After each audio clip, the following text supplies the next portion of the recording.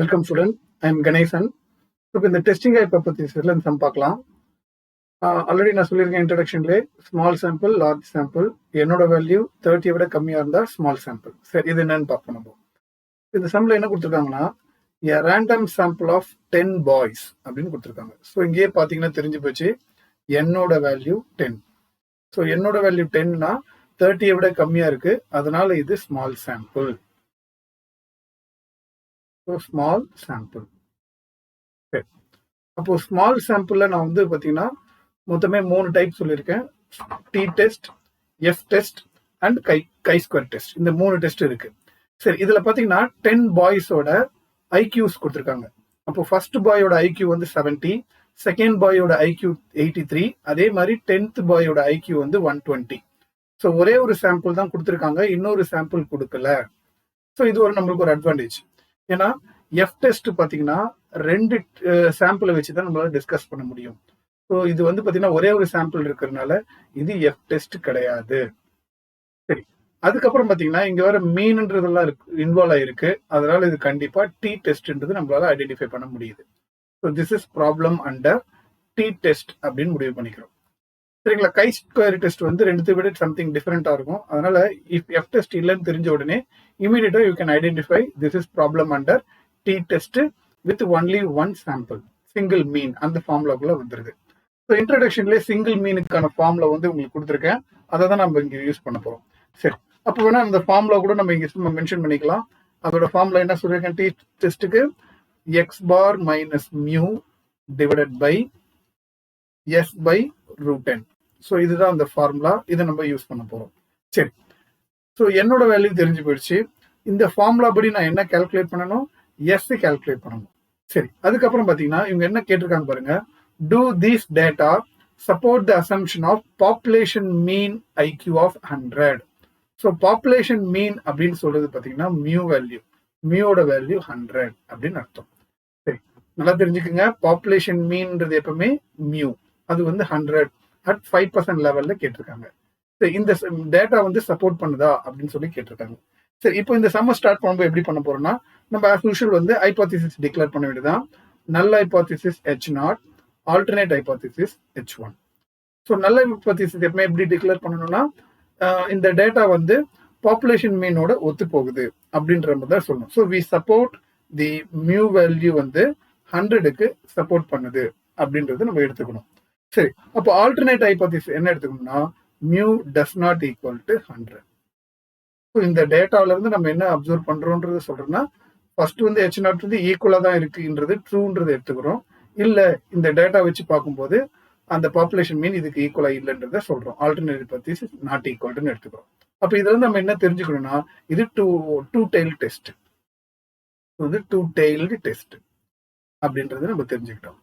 சரி, இப்போ இந்த டி டெஸ்ட்ல கொடுத்துருக்க டேட்டா வச்சு நம்ம ஒரு டேபிள் ஃபார்ம் பண்ணி தான் இந்த சம்ம போட போறோம். சரி, இப்போ நான் அந்த டேபிள் போட போறேன் பாருங்க. இதுதான் அந்த டேபிள். இப்போ இந்த டேபிள் பாத்தீங்கன்னா எப்படி எழுதிருக்கும், ஃபர்ஸ்ட் வந்து X minus X bar, another one X minus X bar whole square. இந்த மாதிரி 3 காலம் போட்டுங்க. எக்ஸ்ல வந்து அவங்க கொடுத்துருக்க 10 ஸ்டூடெண்ட்ஸோட ஐக்யூ லெவல் கொடுத்துருக்காங்க பார்த்தீங்களா, அது அப்படியே வந்து 10 ஸ்டூடெண்ட்ஸோட அப்படியே நீங்க வந்து ஃபில்அப் பண்ணிடுங்க வரிசையா. ஓகே, இது ஃபில்அப் பண்ண பிறகு என்ன பண்ணணும், இது எல்லாத்தையும் ஆட் பண்ணணும். கால்குலேட்டரை வச்சு இந்த 10 ஸ்டூடெண்டோட ஐக்யூ அப்படியே ஆட் பண்ணீங்கன்னா உங்களுக்கு என்ன வரும்னா 972 அப்படின்னு வரும். ஸோ இதோட சமேஷன் 972. இதை தான் நம்ம வந்து சிக்மா எக்ஸ் அப்படின்னு சொல்லுவோம். சரி, அப்போ அடுத்தது என்ன செய்யணும் அப்படின்னா, இந்த காலம் ஃபில்அப் பண்றதுக்கு முன்னாடி நம்மளுக்கு எக்ஸ் பார் என்னன்றது தனியா நம்ம கால்குலேட் பண்ணணும். சரி, அந்த எக்ஸ் பாரை கால்குலேட் பண்றதுக்கு ஃபார்முலா வந்து sigma x by n. So already பார்த்தீங்கன்னா இதோட சமேஷன் வந்து 972 அப்படின்னு கொடுத்துருக்கேன், அதை கண்டுபிடிச்சிருக்கோம். இதுல என்னோட வேல்யூ 10. ஸோ அப்போ இதை கால்குலேட்டர்ல யூஸ் பண்ணீங்கன்னா 97.2 அப்படின்னு கிடைக்கும். அப்போ இந்த எக்ஸ் பாரோட வேல்யூ நம்மளுக்கு என்ன கிடைச்சிருக்குன்னா, எக்ஸ் மைனஸ் எக்ஸ் பார் வந்து 97.2 அப்படின்னு வந்திருக்கு. ஓகே, ஸோ இப்போ என்ன பண்ணணும், இந்த காலத்தை நம்ம ஃபில்அப் பண்ண போறோம். எப்படி ஃபில்அப் பண்ண போறோம், 70 மைனஸ் 97.2 அப்படின்னு கால்குலேட்டர் யூஸ் பண்ணீங்கன்னா -27.2 அப்படின்னு வரும். அடுத்தது 83 மைனஸ் 97.2 அப்படின்னு போட்டீங்கன்னா -14.2 அப்படின்னு வரும். இதே மாதிரி எல்லாத்தையும் அப்படியே சப்ட்ராக்ட் பண்ணிட்டே வரணும். அடுத்தது 88 minus 97.2 அப்படின்னு எல்லாத்தையுமே ஃபில்அப் பண்ணணும். அதுக்கப்புறம் என்ன பண்ணணும், இங்க வர வேல்யூ அப்படியே ஸ்கொயர் பண்ண வேண்டியதான். ஸோ கேல்குலேட்டர் யூஸ் பண்ணி ஸ்கொயர் பண்ணீங்கன்னா 739.84 அப்படின்னு எழுதிக்கங்க. அதே மாதிரி 14.2 ஸ்கொயர் பண்ணீங்கன்னா 201.64. ஸோ இதே மாதிரி இந்த ரெண்டு காலத்தையும் நான் இப்போ ஃபில்அப் பண்ண போறேன். இப்போ பார்த்தீங்கன்னா இதே மாதிரி இந்த காலத்தை ஃபுல்லாத்தையும் ஃபில்அப் பண்ணிட்டேன். ஸோ இந்த காலத்தில் வர எல்லா வேல்யூவும் ஸ்கொயர் பண்ணிட்டேன் கேல்குலேட்டர் யூஸ் பண்ணி. ஸோ இந்த ரெண்டு காலமும் ஃபில்அப் பண்ணியாச்சு. இப்போ ஃபில்அப் பண்ண பிறகு இந்த காலத்தில் இருக்கிற ஒரு சமேஷன் தான் பண்ணணும். ஸோ இது எல்லாத்தையுமே கேல்குலேட்டர் யூஸ் பண்ணி ஆட் பண்ணீங்கன்னா உங்களுக்கு 1833.6 வரும். ஸோ இதோட வேல்யூ நம்ம என்னன்னு சொல்லுவோம்னா sigma X minus X bar the whole square. ஏன் இங்க சிக்மா போடணும்னா இதோட சமேஷன் மேல இருக்கிற X minus X bar whole ஸ்கொயருக்கு சமேஷன்றதுனால இது மாதிரி எழுதிக்கணும். சரி, இப்போ இந்த டேபிளை கண்டுபிடிச்சாச்சு. இப்போ இந்த டேபிளுக்கு அப்புறம் நம்ம என்ன சொல்லியிருக்கோம், இன்ட்ரடக்ஷன்லேயே ஃபார்முலாவில் கொடுத்துருக்கேன் நான். இதுதான் அந்த ஃபார்முலா. இந்த ஃபார்முலால எஸ் கண்டுபிடிக்கிறதுக்கு தனியாக ஒரு ஃபார்முலா கொடுத்துருக்கேன்.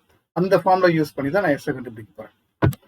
சரி, பை டி டெஸ்ட் படி அந்த எஸ் கண்டுபிடிக்கிற ஃபார்முலா வந்து S square is equal to sigma X minus X bar the whole square divided by N minus 1. அதுதான் அந்த ஃபார்முலா. இந்த ஃபார்முலால sigma X minus X bar square already இங்க கண்டுபிடிச்சிருக்கோம் 1833.6 டிவைடட் பை என்னோட வேல்யூ 10 மைனஸ் 1 9. இது அப்படியே கேல்குலேட்டர் யூஸ் பண்ணீங்கன்னா உங்களுக்கு 203.73 அப்படின்னு கிடைக்கும். பட் பாருங்க, நீங்க உங்களோட ஃபார்முலால வந்து எஸ் தான் தேவைப்படுது, எஸ் ஸ்கொயர் தேவைப்படாது. அப்போ s is equal to root of 203.73 அப்படின்னு எழுதினீங்கன்னா, ஸோ இதை கேல்குலேட்டர் யூஸ் பண்ணும்போது உங்களுக்கு என்ன வரும்னா 14.27. முடிஞ்ச அளவுக்கு 2 டெசிமல்ல வந்து கம்ப்ளீட் பண்ணிக்கோங்க. ஸோ உங்களுக்கு எஸ்ஸோட வேல்யூ 14.27 அப்படின்னு கிடைச்சிருக்கு. சரி, இப்போ டி டிஸ்ட்ரிபியூஷனுக்கான ஃபார்முலா எழுத போறேன். டி டிஸ்ட்ரிபியூஷன் ஸ்டூடெண்ட் டி டெஸ்ட்டுக்கான ஃபார்முலா என்ன ஃபார்முலா கொடுத்துருக்கேன், T is equal to X bar minus mu divided by S by root 10. இதுதான் அந்த ஃபார்முலா. இந்த ஃபார்முலா படி எக்ஸ் பார் நம்ம என்ன கண்டுபிடிச்சிருக்கோம் பாருங்க. ஸோ இங்க கண்டுபிடிச்ச எக்ஸ் பார் வந்து 97.2. அதை தான் நான் இங்க யூஸ் பண்ண போறேன். 97.2 மைனஸ் எக்ஸ் பார் மியூவோட வேல்யூ ஆல்ரெடி கொஸ்டின்லேயே கொடுத்துருந்தாங்க பார்த்தீங்களா, அதை 100 இங்க எழுதிக்கிறேன் பை எஸ்ஸோட வேல்யூ 14.27 டிவைடட் பை ரூட் 10. என்னோட வேல்யூ 10, அதை நான் யூஸ் பண்ணிக்கிட்டேன். ஓகே, இப்போ நியூமரேட்டரை அப்படியே சப்ராக்ட் பண்ணுங்க. 97.2ல மைனஸ் 100 சப்ராக்ட் பண்ணீங்கன்னா உங்களுக்கு என்ன வரும்னா மைனஸ் 2.8 அப்படின்னு வரும். டிவைடட் பை கீழே இருக்கிறது அப்படியே கேல்குலேட்டர் யூஸ் பண்ணீங்கன்னா 4.51 அப்படின்னு வரும். So which is equal to minus 0.62 அப்படின்னு கிடைக்குது. ஸோ நம்மளுக்கு எப்பவுமே டி வேல்யூ வந்து டேபிள்ல அதாவது மாடுலஸ் தான் எழுதணும். ஸோ மாடுலஸ் டி வேல்யூன்றது நெகட்டிவ் பாசிட்டிவ் ஆயிடும். ஸோ 0.62 அப்படின்னு நம்மளுக்கு கிடைச்சிருக்கு. ஸோ இதுதான் டி வேல்யூ. இப்போ நம்ம அடுத்தது என்ன கண்டுபிடிக்கணும்னா டேபிள் வேல்யூ கண்டுபிடிக்கணும். இது வந்து கால்குலேட்டட் வேல்யூ. நெக்ஸ்ட் நான் டேபிள் வேல்யூ கண்டுபிடிக்க போறேன். ஸோ இந்த டேபிள் வேல்யூ பார்த்தீங்கன்னா ஆல்ரெடி நம்ம கொஸ்டின்லேயே வந்து சொல்லியிருக்காங்க கிளியரா, லெவல் ஆஃப் சிக்னிஃபிகன்ஸ் வந்து 5% லெவல். லெவல் ஆஃப் சிக்னிஃபிகன்ஸ் வந்து 5% லெவல். 5% லெவல்ல டி டிஸ்ட்ரிபியூஷனுக்கான டேபிள்ல நம்ம இதை பார்க்க போறோம். அதுக்கு முன்னாடி நம்ம என்ன கண்டுபிடிக்கணும், degree of freedom DF, degree of freedom. So இந்த டி டெஸ்ட்டுக்கு இதுல வந்து டிகிரி ஆஃப் ஃப்ரீடம் ஃபார்ம்ல வந்து n-1. ஸோ 10-1ன்றது நம்மளுக்கு 9 கிடைச்சிருக்கு. ஸோ இந்த 9 டிகிரி ஆஃப் ஃப்ரீடம்க்கு 5% லெவல் டேபிள்ல பார்க்க போறேன். டி டிஸ்ட்ரிபியூஷன் டேபிள் பார்க்கலாம். இதுதான் அந்த டேபிள். இந்த டேபிள் பார்த்தீங்கன்னா டி டிஸ்ட்ரிபியூஷன். இந்த டி டிஸ்ட்ரிபியூஷன்ல நம்ம 9 டிகிரி ஆஃப் ஃப்ரீடம் கண்டுபிடிச்சிருக்கிறோம். ஸோ இந்த 9 டிகிரி ஆஃப் ஃப்ரீடம்ன்றது இங்க 9 இருக்கு பாருங்க. இந்த 9 டிகிரி ஆஃப் ஃப்ரீடம் அது ஆல்ரெடி நான் சொல்லியிருந்தேன் வேற. இது வந்து 2 டைல்டு டெஸ்ட்னு சொல்லி கொஸ்டின்லேயே கொடுத்துருந்தேன். ஸோ இங்க பாத்தீங்கன்னா 2 டைல்டு டெஸ்ட் இங்க இருக்கு, மேல இருக்குது 2 டைல்டு டெஸ்ட். 2 டைல்டு டெஸ்ட்ல 5% லெவல் இங்க இருக்கு. அப்போ இந்த 9க்கு நேரா வர்றதை பார்க்கணும். இந்த 9க்கு நேரா வருது இது. அதுல 5% லெவல் பாத்தீங்கன்னா உங்களுக்கு இதுதான்.